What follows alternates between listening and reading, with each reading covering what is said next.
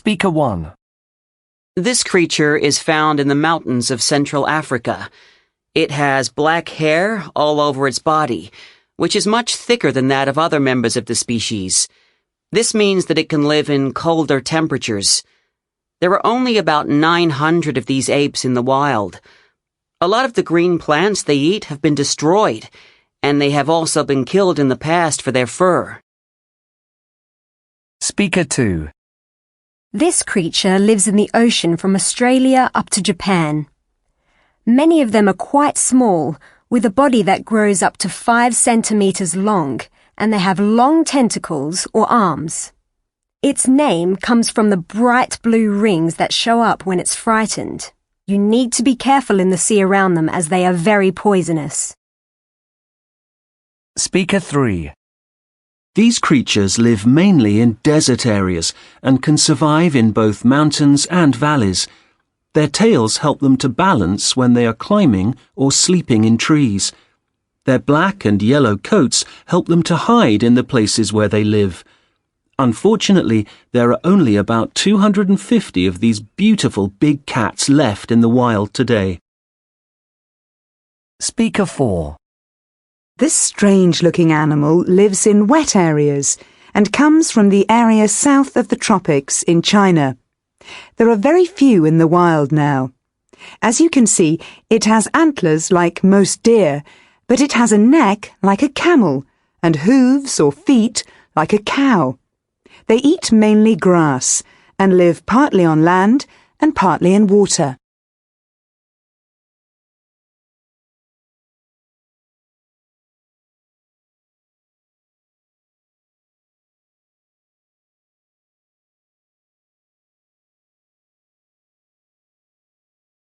Hello, everyone.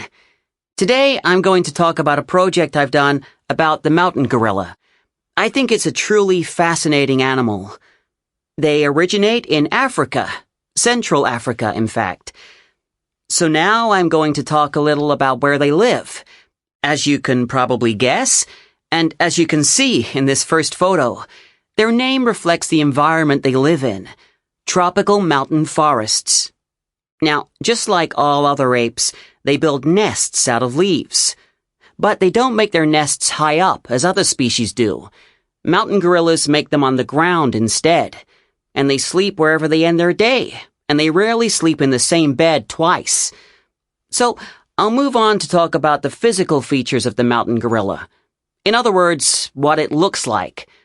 So, here are some more photographs on screen for you all to have a look at. This gorilla here on the left is a male gorilla. We know that he's an older male gorilla because of the color of his coat. As you can see, his coat is gray. He's called a silverback. Younger male gorillas are called blackbacks, and there's an obvious reason for that. Yes, a young adult male has a black coat. As he gets older, his coat turns from black to gray. Next, I'm going to tell you a little about the diet of the mountain gorilla. Interestingly, mountain gorillas are herbivores. In other words, they survive on a diet of plants. As you can see from this next picture, this gorilla is eating leaves. They also eat fruit and flowers. They occasionally eat insects too, but only when they're very hungry. And it might interest you to know that mountain gorillas very rarely drink water, even though they live in a very warm climate. It appears they get all the water they need from plants. I'd like to conclude by talking about some of the threats that mountain gorillas face. They are in serious danger of disappearing from our world altogether. Let's have a look at 2 reasons why they're in such danger. And both of these reasons are connected to human activity. Firstly, people are damaging the mountain forests where these gorillas live. They're cutting down the trees to build farms and towns. Mountain gorillas live in close family groups, and this means that it's difficult for them to get enough to eat in the small areas they now have to live in. Secondly, gorillas are also suffering as a result of hunting. Sadly, some people find and kill them to sell. So, it's a very sad situation indeed for these beautiful animals.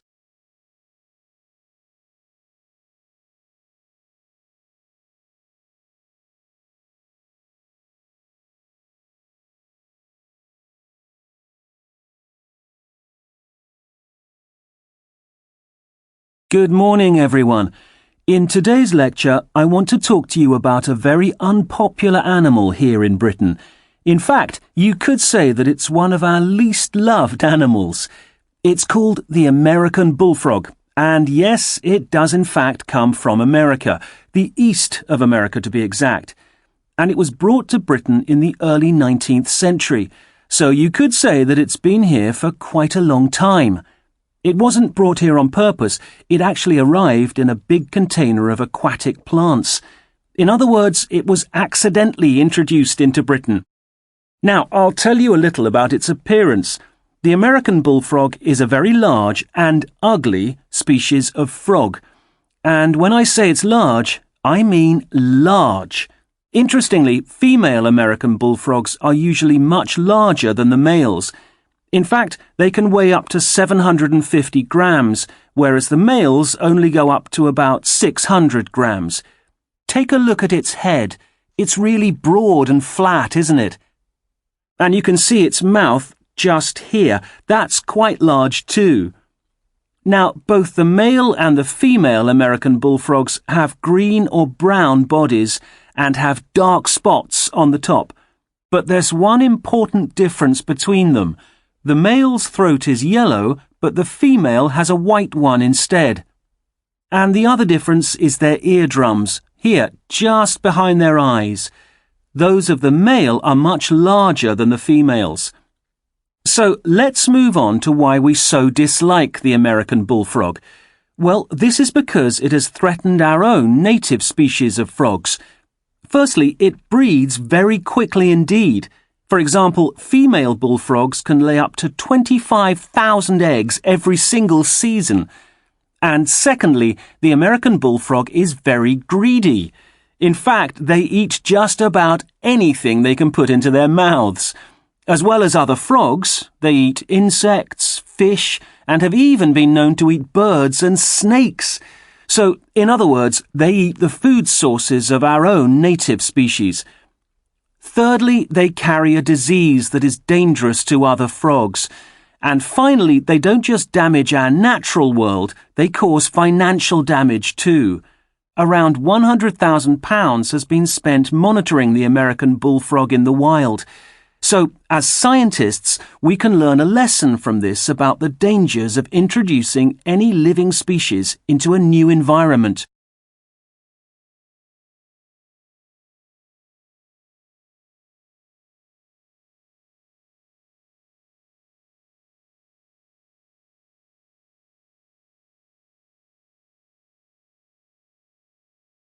Okay, everyone, I think we're ready to make a start. Now, when you think of a dangerous animal, what do you think of? A tiger, perhaps? Or maybe a leopard? Most people think that all dangerous animals live on land, but in fact, some of the most dangerous animals on the planet live in our seas and oceans. I'm going to talk today about one of these, the box jellyfish. There are different types of box jellyfish, and they are found in warm coastal seas anywhere from the Indian Ocean to as far north as Japan, but the most dangerous ones are found in the oceans around Australia. Okay, so now let's examine what these box jellyfish look like. There are no prizes for guessing why it's called a box jellyfish. You can see that it's shaped like a box or a cube, with 4 sides and rounded corners. And you can also see that its body is light blue. So, let's take a look at the tentacles of the box jellyfish more closely. It's got 15 of these growing from each of the 4 corners of the box. Now, you may be surprised to learn that these tentacles can grow to a length of 3 meters. And another surprising thing is its large number of eyes. That's 6 eyes on each of its 4 sides, so 24 altogether. So now let's move on to talk about the sting of a box jellyfish. What is it? Well, a jellyfish has a lot of tentacles, and each tentacle has thousands of cells, which can produce a poison. If the tentacles come into contact with a fish or a person, they stick to their skin. If the tentacles are very long, they are in contact with a lot of the body, giving a bad sting which hurts terribly. This can be dangerous to the victim. There are two ways that people can die as the result of a jellyfish sting. Firstly, a very severe sting can cause a person to have a heart attack. This can happen within minutes. Secondly, sometimes a swimmer goes into shock and can't make it back to the beach because they are in such extreme pain. If they're in the water alone, they'll die. And now I'd like to conclude with advice on how to help someone who has been stung by a box jellyfish. If they have had a heart attack, of course the most important thing is to try to revive them first of all. And then, the best thing to help is vinegar. Yes, the same vinegar you use when you're cooking. Many Australian beaches keep bottles of it near the jellyfish warning signs. You should pour a bottle over the tentacles for 30 seconds, and then the tentacles can be removed. However, if you get stung and don't have any vinegar, you should pour seawater on the skin. This will help to ease the pain before you can get further medical help.